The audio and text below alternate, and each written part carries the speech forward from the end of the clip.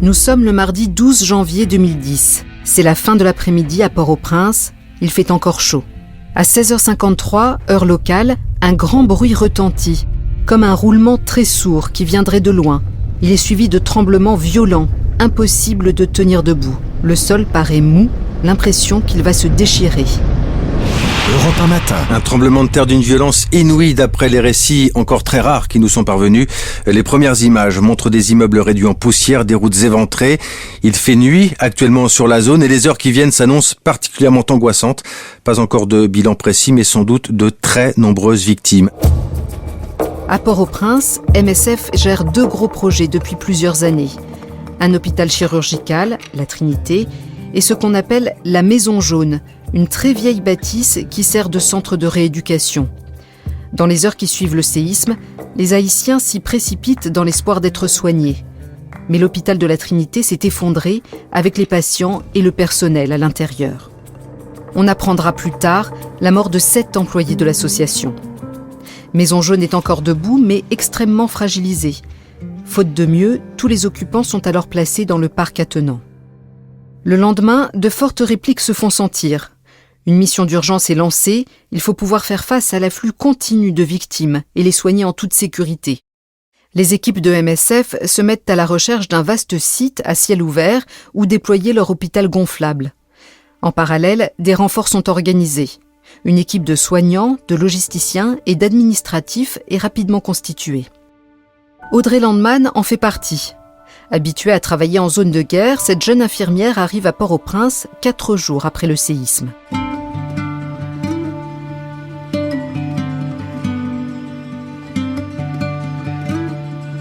Vous écoutez Première Ligne, un podcast produit par Europe 1 Studio pour les 50 ans de Médecins sans frontières. Chaque semaine, on vous emmène à la rencontre d'un membre des équipes MSF qui se remémore une mission, quelques jours ou plusieurs mois sur le terrain qui ont changé sa vie. Dans cet épisode, Audrey Landman, infirmière, raconte son expérience en Haïti auprès des blessés du tremblement de terre de 2010. Je me souviens parfaitement de ce que je fais, de où je suis au moment où le séisme se passe. J'étais dans un moment un peu particulier parce que j'avais dit à MSF quelques semaines avant que je voulais faire une pause. J'avais fait 2 ans de mission, j'avais besoin de prendre du recul, de réfléchir, et qu'il fallait pas me rappeler pour refaire une mission. Et on m'a dit, bon, ok, on te rappellera pas, mais par contre, s'il y a une urgence énorme du type tsunami, est-ce qu'on peut t'appeler ? Et bon, je leur ai dit, ok, si vraiment il y a un tsunami, vous pouvez me rappeler. Et 3 jours plus tard, on m'a appelé en me disant, bon, il y a un tremblement de terre en Haïti, est-ce que tu peux y aller, quoi ? Audrey rejoint immédiatement un groupe d'humanitaires envoyé par MSF en Guadeloupe. Un petit avion y est affrété pour les transférer à Saint-Domingue. Il faut ensuite négocier la possibilité d'atterrir à Port-au-Prince, mais les Américains ont totalement verrouillé l'aéroport. Pour atteindre Haïti, l'équipe doit finalement traverser la République dominicaine en minibus. Donc on entend les infos, on croise des gens, et en fait d'heure en heure ou en tout cas de demi-journée en demi-journée, toutes les infos qui nous arrivent sont de plus en plus catastrophistes, quoi. Il y a clairement énormément d'inquiétudes sur la situation qui existe là-bas, et on entend énormément de choses qui font très peur, en fait. Mais bon, c'est une catastrophe comme ça. Il y a beaucoup d'émotionnel, et du coup, on essaye aussi de se préserver un petit peu, je pense, de garder la tête froide en se disant bon, on n'y est pas encore.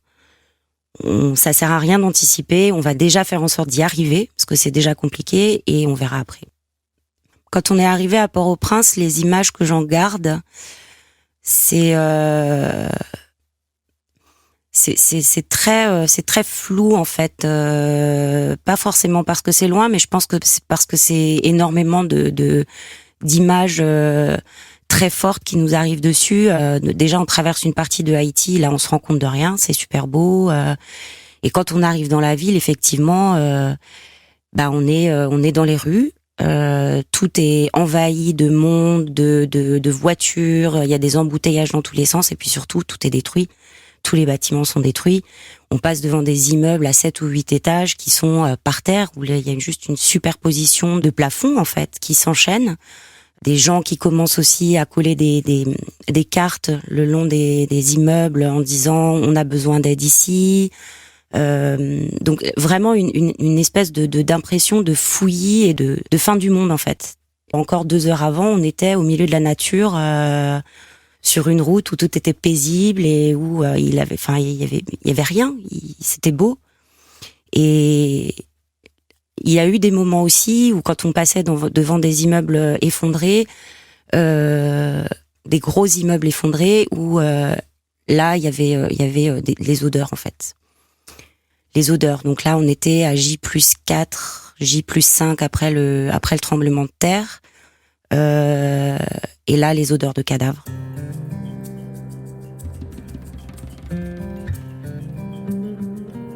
On arrive à l'hôpital de la Trinité qui est effondré. Il y a déjà énormément de patients.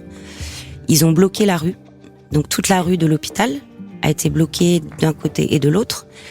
Les patients qui ont été admis à l'hôpital sont couchés dans la rue, sur les trottoirs, les uns à côté des autres, perfusés, à même le sol, voire sur des cartons, avec juste des filets à ombre au-dessus d'eux pour les protéger du soleil. Les soignants qui courent dans tous les sens pour s'occuper des gens. On nous emmène à ce moment-là dans une cour annexe de l'hôpital, donc de l'autre côté de la rue où se situait l'hôpital, qui était en fait, je me souviens plus très bien, ça devait être une pharmacie, je crois, au départ. C'était la pharmacie de l'hôpital. Et là, se situe un peu le QG, on va dire. Donc, c'est là où ils préparaient les soins, les perfusions. Et dans cet endroit qui était la pharmacie, ils avaient aussi entreposé un container qu'ils ont transformé, du coup, dans ce temps-là, en salle d'opération, puisque le bloc n'était plus atteignable et qu'il y avait énormément de gens qui étaient sévèrement blessés.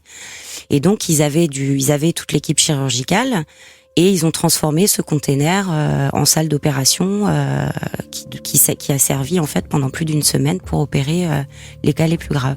Ça va être souvent beaucoup des fractures sur des membres, des fractures ouvertes, des fractures fermées, potentiellement des amputations si les membres étaient irrécupérables.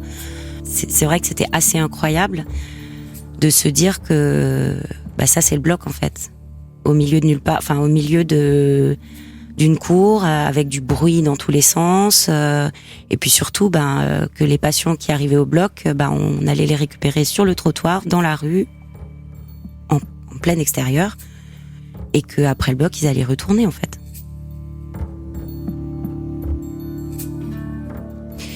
À ce moment-là, on nous dit qu'on va être séparés, qu'il y a une partie de l'équipe donc avec laquelle moi j'étais arrivée qui va rester à Trinité en fonction des profils et des besoins qu'ils avaient là-bas, et ils nous disent que l'autre partie de l'équipe va devoir aller renforcer l'équipe qui travaille à Maison Jaune, où aussi il y a eu un afflux de blessés qui est arrivé et où ils ont besoin de renforts médicaux pour les aider.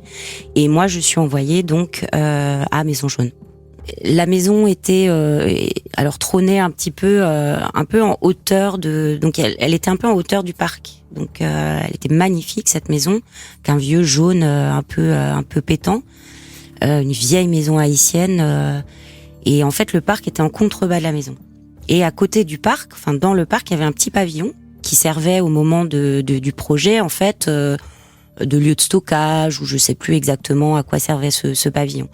Donc la maison étant inaccessible, en fait, tous les patients étaient couchés dans le parc, donc dans l'herbe, sur des cartons pour certains, sur des draps quand les accompagnants avaient réussi à ramener des draps ou des coussins ou des choses comme ça, ou à même le sol pour les moins blessés.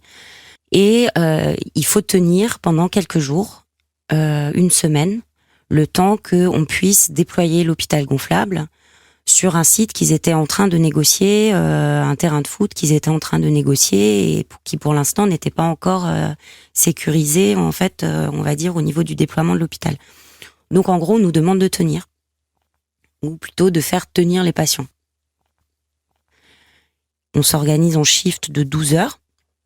On était quelques infirmiers, quelques médecins, et on se départageait en fait le parc avec les patients dans le parc, comme si on était dans un service de soins en fait. Donc toi, alors il y avait, je pense, il devait bien y avoir entre 100 et 150 personnes dans les jardins. J'avoue que ça me paraissait énorme en fait. On n'était pas à 200, mais il y avait beaucoup de monde. Le souvenir que je garde des shifts, donc moi j'ai principalement travaillé la nuit, c'est déjà un souvenir d'être dans un marathon. Donc on s'est très peu arrêté. On s'arrête très peu quand on travaille avec les patients. L'essentiel, en fait, à ce moment-là pour nous, c'est de garantir que les patients ne vont pas s'infecter s'ils ont des plaies. Donc il faut leur refaire les pansements régulièrement pour les garder propres, leur faire des injections d'antibiotiques qui couvrent largement ce qui pourrait développer comme germe, et faire en sorte qu'ils aient pas mal. Une fois qu'on a fait le plus gros de ces injections, le plus gros de ces pansements, en fait, on passe notre temps à se promener au milieu des gens qui sont couchés dans le parc, qui nous interpellent. Beaucoup nous interpellent. Beaucoup voulaient qu'on vienne, qu'on parle avec eux, qu'ils voulaient nous raconter leurs histoires. Ils avaient besoin de parler en fait. Et je pense qu'ils avaient besoin de sentir juste quelqu'un de rassurant. Donc on passe beaucoup de temps à faire ça, à surveiller leurs états, à leur parler. Très peu de patients dorment la nuit, parce que je pense que la douleur, la peur, le trauma, la tristesse peut-être d'avoir perdu aussi des gens de leur famille, leur maison, fait que ils dorment pas en fait. Et donc on cavale toute la nuit d'une personne à l'autre, et on fait en sorte que il passe une nuit, il passe des nuits correctes, quoi. Et la 3e nuit, ou la 4e nuit, je me souviens plus, on a réussi à se poser sur les marches de ce pavillon vers 4 heures du matin. Les patients étaient plus calmes, les soins étaient faits, il faisait nuit, on était moins sollicités pour venir les voir. Et donc on s'est assis sur ces marches, on était 2 ou 3 à s'asseoir, on a fumé notre clope, puis on respire un peu pour la première fois depuis quelques heures, et puis là, d'un coup, quelqu'un commence à chanter. Et il y a une autre personne qui suit, puis une 3e, et puis là, en fait, tout le jardin, tout le parc, tous les gens qui étaient couchés là se sont mis à chanter. C'était un chant religieux, parce que les Haïtiens sont quand même très croyants, et c'était pas un chant gai, c'était pas un moment de joie, c'était plus un moment de grande tristesse et de recueillement, mais très très calme aussi. On est resté à écouter, ils ont fini la chanson, et puis voilà, le moment était fini, mais c'était incroyable ce moment au milieu de la nuit, dans les jardins qui servaient d'hôpital, voilà. C'est la dernière nuit qu'Audrey passe à Maison Jaune. Le lendemain, on lui annonce que le site doit être évacué en urgence car le bâtiment menace de s'effondrer. Forcément, en fait, on voit plus la maison de la même manière, quoi. Elle arrête d'être une jolie maison haïtienne avec une belle couleur, et en fait, elle devient une menace sur la tête de nos patients en permanence. Donc, et les patients l'ont senti, ça. Les patients ont senti qu'il se passait quelque chose, et puis on leur a expliqué, tout en essayant de pas non plus les faire paniquer, parce que l'idée c'était pas non plus que les gens paniquent, mais en expliquant que voilà, qu'il fallait qu'on évacue au plus vite possible parce qu'il y avait des risques. Patients et soignants quittent les lieux en moins de 24 heures. Direction Saint-Louis-de-Gonzague, le stade de foot où MSF vient d'obtenir l'autorisation de déployer son hôpital gonflable. Un hôpital gonflable, concrètement, c'est un hôpital sous tente qui a la particularité, alors pour faire simple, de tenir debout avec des boudins gonflables en fait aux extrémités. Et surtout, c'est un hôpital qui a été conçu avec la possibilité d'avoir plusieurs unités qui sont reliées avec des couloirs, qui sont eux-mêmes des couloirs en toile, sous tente. et qui fait que du coup, quand on est à l'intérieur de ce bâtiment-là, du bâtiment, pour preuve, je dis le bâtiment, on a vraiment l'impression d'être dans un hôpital en fait. Mais tout en étant dans une structure qui ne peut pas s'effondrer, qui demande de l'entretien, parce qu'il faut régulièrement regonfler ces boudins qui tiennent les tentes, mais qui ont l'avantage, et surtout en Haïti à ce moment-là, et surtout pour les soignants haïtiens, nos collègues, et pour les patients, d'être ultra rassurants, parce que quand ils se sont retrouvés dans l'hôpital gonflable, ils savaient que même s'il y avait des secousses, le bâtiment ne leur tomberait pas dessus, quoi. Donc très vite, en fait, l'hôpital a pris un quotidien, est rentré dans un quotidien classique, j'allais dire, avec le bloc qui démarre le matin, les gens qui doivent passer au bloc, les surveillances post-opératoires, l'hospitalisation, pour les patients qu'on avait déjà, mais aussi très vite, parce que le mot s'est bien sûr disséminé, tout le monde savait que l'hôpital gonflable de MSF était fonctionnel à Saint-Louis. On a commencé à avoir des références, on a commencé à avoir des gens civils qui venaient à pied pour être vus en consultation médicale ou qui venaient pour des urgences. Donc il a fallu en fait tout lancer très vite en même temps en fait. La particularité qu'on avait sur ce site-là, c'est qu'en fait nos tentes à nous, personnelles, parce qu'on dormait sous tente, dans des petites tentes, une place, deux places, étaient un peu alignées tout le long de l'hôpital, quoi. Et donc le matin, quand je me levais, systématiquement, j'ouvrais ma tente, et puis quand je sortais ma tête de ma tente, j'avais des patients de l'hôpital qui étaient dehors, en train de prendre l'air. Et il y avait ce petit garçon qui devait avoir 9 ans, 9 ou 10 ans, qui s'appelait Nelson, qui était en chaise roulante. Il avait une fracture, il avait été opéré d'une fracture. Et donc, je l'ai vu un ou deux matins, il était dehors avec sa chaise roulante devant la tente. Puis le premier jour, deuxième jour, on s'est croisés comme ça, un peu par hasard, quand je sortais de ma tente le matin. Et puis après, c'est devenu un peu un rituel, en fait. Donc, le matin, en fait, il m'attendait. Donc, du coup, on discutait quelques minutes. Alors, moi, je parle pas créole. Lui, il parlait pas très, très bien le français. Donc, c'est toujours des jeux de regard, des petits sourires, des petits baragouinages, quoi. Mais c'est devenu un petit rituel, quoi. Et quand il est sorti de son fauteuil, il a commencé à me suivre partout, quoi. Donc il m'accompagnait, de temps en temps je me retournais, il était là. Et en fait, j'ai découvert après qu'il avait perdu ses parents. Et qu'il avait une tante encore, qui était aussi hospitalisée, mais qu'il avait perdu ses parents. Et ça a été... c'était beaucoup d'émotions, en fait, parce que, c'était Nelson, en fait.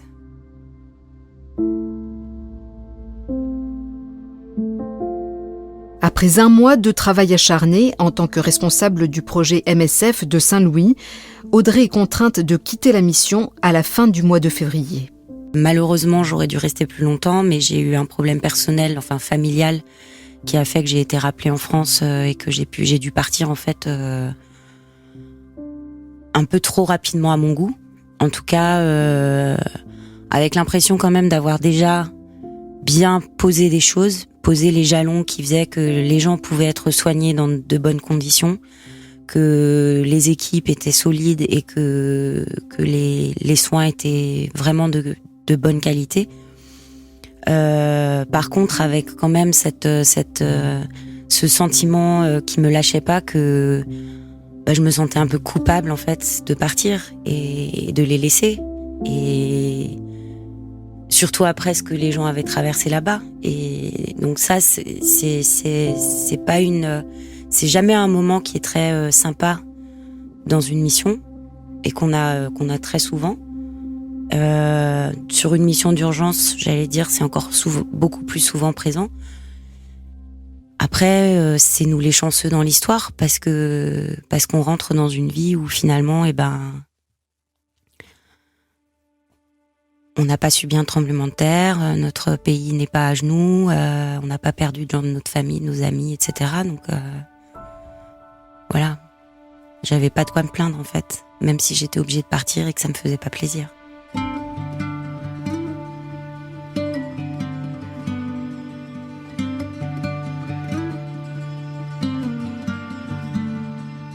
Le déploiement de chirurgiens en nombre et dans l'urgence a été l'une des réussites majeures de MSF dans les jours qui ont suivi le tremblement de terre. 11 ans après, le pays est embourbé dans une crise politique et économique et le système de santé haïtien est dévasté. Aujourd'hui, il est au bord du gouffre. Face à la violence chronique à Port-au-Prince, MSF a rouvert son ancien hôpital de traumatologie dans le quartier de Tabar en novembre 2019.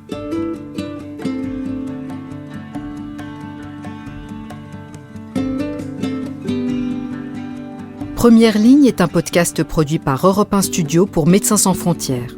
Je m'appelle Assia Chiab, je travaille chez MSF et je vous ai raconté cet épisode. Il a été réalisé par Julien Tarot et produit par Timothée Magot avec Agnès Varenne-Leca.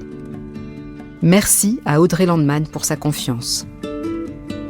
Vous pouvez nous suivre sur Apple Podcast, y laisser des commentaires et des étoiles, sur le site de MSF, d'Europe 1, sur Google Podcast, Deezer, Spotify et toutes vos plateformes d'écoute. À jeudi prochain pour un nouvel épisode.